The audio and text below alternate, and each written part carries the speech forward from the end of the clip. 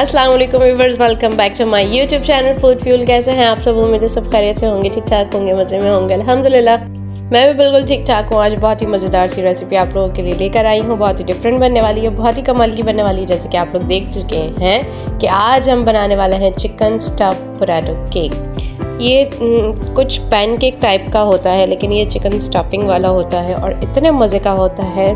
Super crispy होता है ऊपर से और अंदर इसका सॉफ्टनेस ओए होए होए। और फिर जो स्टफिंग आती है मसालों वाली, क्या कमाल का इसका फ्लेवर होता है। तो चलते हैं फटाफट से इंग्रेडिएंट्स नोट डाउन करते हैं रेसिपी कार्ड से और जी बनाते हैं मज़ेदार से पोटैटो पैनकेक्स।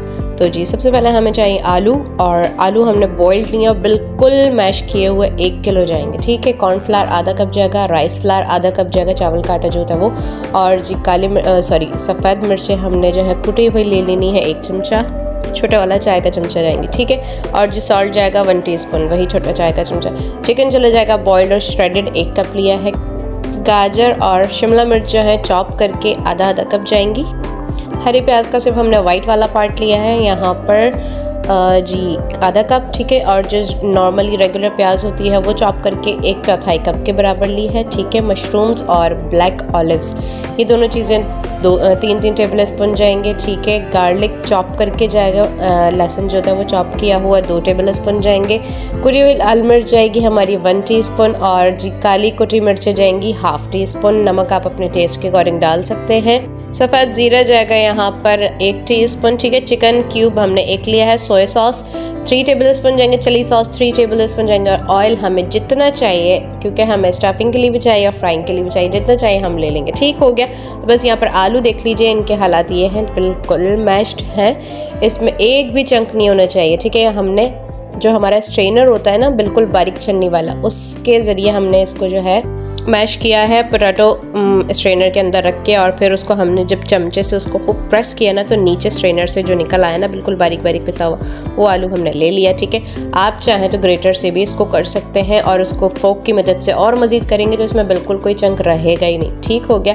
अब इसमें चला गया हमारा चावल का आटा, कॉर्नफ्लावर, सफ़ेद मिर्चें और नमक। ये 4 चीज़ें हमने आलू के साथ मिक्स की हैं और अच्छी तरीके से इसको जो है ऐसे बाइंड कर लेंगे तो एक डो टाइप की बन जाएगी, ठीक है। ये बना के हमने साइड पे कर देना है। अब आ जाता है हमारा स्टफिंग का काम। तो बस किसी भी पैन में हमने ऑयल गरम करना है थोड़ा सा, ठीक है। हमें स्टफिंग बनानी है तो ऑयल नॉर्मली बिल्कुल थोड़ा सा चाहिए होता है कि हमारा जो मसाले हैं वो ज़्यादा फ्राई हो जाए, बस, ठीक है ना। तो बस इसमें हमने 2 टेबल स्पून के करीब जो है लहसुन चॉप करके डाला है इस तरह बारीक बारीक, ठीक है। बस ये यहाँ पर अच्छे गोल्डन सा हो जाए तो हमारा चिकन चला जाएगा, और साथ ही साथ हम इसमें सारे वेजिटेबल्स वगैरह भी डाल देंगे, ठीक है। हमारी यहाँ पर प्याज आ गई, साथ ही हमारे यहाँ पर शिमला मिर्च आ जाएगी, ठीक है। और बाकी चीज़ें भी हम ऐड करते जाएंगे, क्योंकि हमें हमारा जो है देखें चिकन भी सारा जो है टेंडर हुआ है, ठीक है, बॉइल्ड है, और सब्जियाँ भी हमें कोई ऐसी गलानी नहीं है कि बिल्कुल हम कुक करेंगे। वेजिटेबल्स तो हमें बिल्कुल लाइट सॉटे ही करनी होती हैं, क्योंकि जब क्रिस्पनेस होती है जब भी तो अच्छा लगता है। तो बस यहाँ पर देखें इसको अच्छे से हमने मिक्स कर लिया है, ठीक है।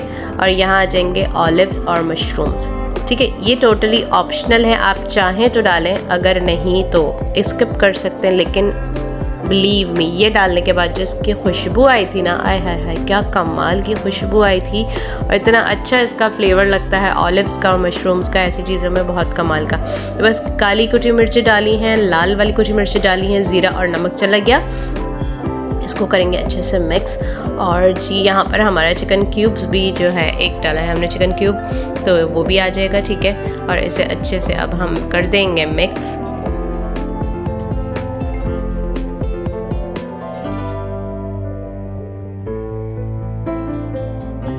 तो बस यहाँ पर जो है हमारे चिकन और वेजेस मसालों के साथ अच्छे से फ्राई हो चुके हैं। तो इस पॉइंट पे हम कर देंगे सॉसेस ऐड, ठीक है। चिली सॉस चल जाएगा 3 टेबल स्पून के करीब, और जी सोया सॉस भी हमारा 3 टेबल स्पून के करीब जाएगा, और इसे अच्छे से मिक्स करेंगे। बस एंड है। तो बस अगर थोड़ा सा आपको लगता है कि आप वेजिटेबल्स का पानी है या फिर सॉसेस जो हमने डाले उसे ड्राई करना है, तो आप इसको फुल फ्लेम पे जो है बस इसको भूनते जाना है, ठीक है। बहुत तेज़ आंच पे इसको करना है आपने। और बिल्कुल एंड में जाती है हरी प्याज, तो आप लोगों को पता है कि बहुत जल्दी सॉफ्ट हो जाती है, तो हरी प्याज जो है हमेशा एंड में डालते हैं, ठीक है। ग्रीन वाला पार्ट ऐड करना चाहें तो वो भी कर सकते हैं। हमारे पास वो ख़त्म हो चुका था ग्रीन वाला पार्ट, तो इसलिए हमने वो स्किप कर दिया है। ठीक है, वेजिटेबल्स और ये बाकी के जितने भी लवाजमात होते हैं ना, ये सब कुछ जो है आपके अपने ऊपर डिपेंड करता है। मशरूम्स और ऑलिव्स भी मेरे पास थोड़े थोड़े से ही बचे हुए पड़े थे तो मैंने डाल दिए। ठीक है ना, इसी तरह आपके घर में भी कोई ऐसी बची हुई चीज़ें रखी हुआ करें ना, तो थोड़ी सी क्रिएटिविटी दिखाया करें, चेक किया करें कि लग कैसा रहा है। ठीक है, तो मैं तो कहती हूँ घर में जो जो रखा होता है ना, उसका कुछ ना कुछ बना बुनू के कर ही लिया जाए। मेरे घर में कुछ ऐसी चीज़ें पड़ी होती हैं थोड़ी सी, तो मैं सैंडविच बना के कुछ ना कुछ करके खा लेती हूँ, कुछ भी कर लेती हूँ। तो ये थोड़ा सा होता है बंदे का कि टेस्ट पता चलता है। तो खैर आज जाते हैं हम अपनी रेसिपी की तरफ। तो जो है यहाँ पर हमने जिस पे भी आपने इसको बनाना है उस जगह को आपने पहले ग्रीस कर लेना है। हमने यहाँ पर जो है कटिंग बोर्ड ले लिया, उसे ग्रीस कर लिया। ठीक है, उस पर थोड़ी सी क्वांटिटी हमने यहाँ पर अपना जो पोटैटो वाला जो हमारा डो थी उसकी रखी है।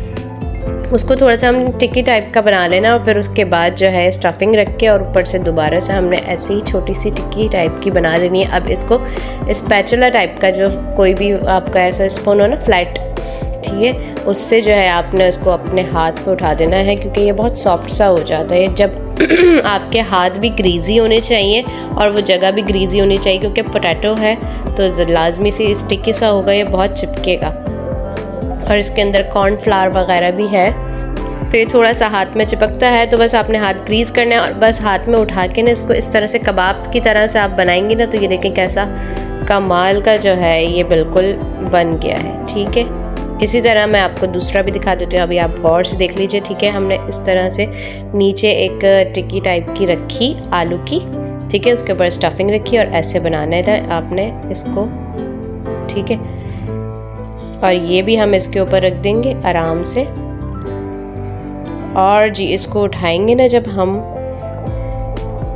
ये देखिए इसको हमने ऐसे आराम से उठाना है, हाथ पे ले आए और बस हाथ ग्रीस करके जो है फिर इसको हमने बनाना शुरू कर देना है। एंड्स लॉक कर देना है ऐसे।